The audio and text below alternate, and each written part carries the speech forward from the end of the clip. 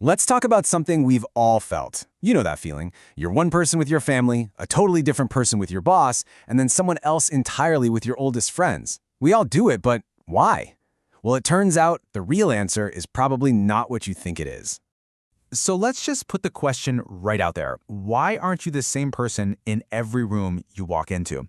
Does it mean you're being fake, inconsistent, or is there something much, much deeper going on? And that brings us right to our first idea here, the chameleon we all are. Because this thing we do, this shifting and adapting, it's not some kind of personal flaw. It's not a quirk. Honestly, it's one of the most fundamental things about being a human. You know, when we catch ourselves acting differently, we tend to jump to some pretty negative conclusions, don't we? We think, oh, I'm being so inconsistent, or I'm just caving to social pressure. We worry we're not being authentic, or maybe that we're just weak. But what if I told you that all of these usual suspects completely miss the point? Yeah, that's right. It's time to talk about what we're calling the myth of inconsistency. Because this whole idea that you should have one stable, unchanging self that you present to the world, well, that's the big misunderstanding we are here to completely take apart.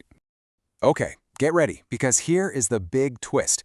The reason your behavior changes isn't about your psychology. It's not a problem with your character. The answer is architectural. It's not about what's going on inside your head. It's about the very structure of the space you're in. Let's dig into what that actually means. So to really get this architectural idea, we need a new tool, a new concept. And that concept is social topology. Just think of it like a hidden blueprint for every social situation. It lets us see all the invisible forces that are shaping what we do before anyone even opens their mouth. So what on earth is social topology? Okay, imagine you walk into a big, empty room. You can go anywhere, right? Any direction. Now, imagine a few other people walk in.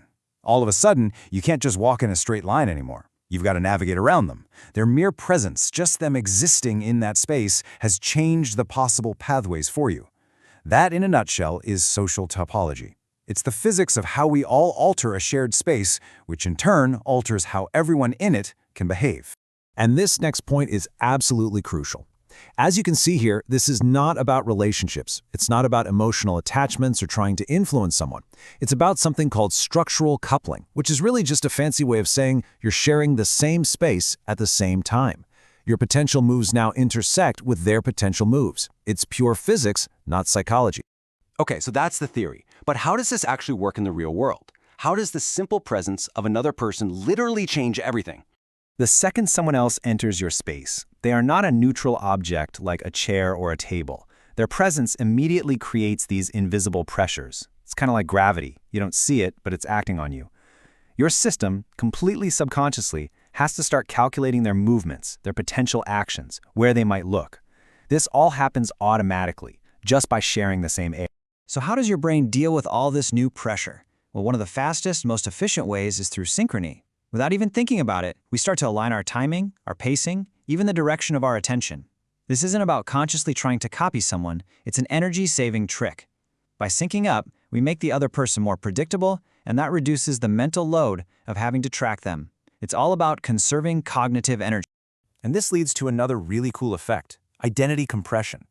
The social context, the topology, basically activates certain roles and expectations. You know, like employee, parent, friend, leader. And these roles immediately narrow our field of possible behaviors, all to maintain stability in that shared structure. So, have you ever wondered why you might be super outgoing in a group, but much quieter on your own? Well, this explains it perfectly. Look at this first state. When you're alone, trying to be the life of the party requires a massive amount of energy. You have to generate all that vibe yourself. The cost for your system to maintain that behavior is just way too high. So your brain basically says, nope, not viable right now. But now, look what happens when you're in a group. That same behavioral load gets distributed across everybody. Other people are contributing energy to the situation. All of a sudden, the cost for you to be that outgoing person plummets, and that behavior becomes totally viable. See? You didn't choose to change. The architecture of the situation changed, and that made a new behavior possible. This completely reframes how we think about authenticity, doesn't it? We're always told, just be yourself. But as this quote points out, being authentic isn't simply a choice you make in a vacuum. It depends on whether the structure of your environment can even support that version of you. Your behavior is a reflection of what the structure permits. So let's pull all these threads together. What is the one big central idea to take away from all of this? It's simple, but it's profound. Behavior is context made visible. And here's why this isn't just a cool theory, why it really matters. When we see these shifts in ourselves or in others, and we misread them as character flaws, as someone being fake or weak, we just add more pressure to the situation. And that pressure actually makes the effect stronger. It compresses identity even further and narrows behavior. It's a total vicious cycle. I really want this line to stick with you.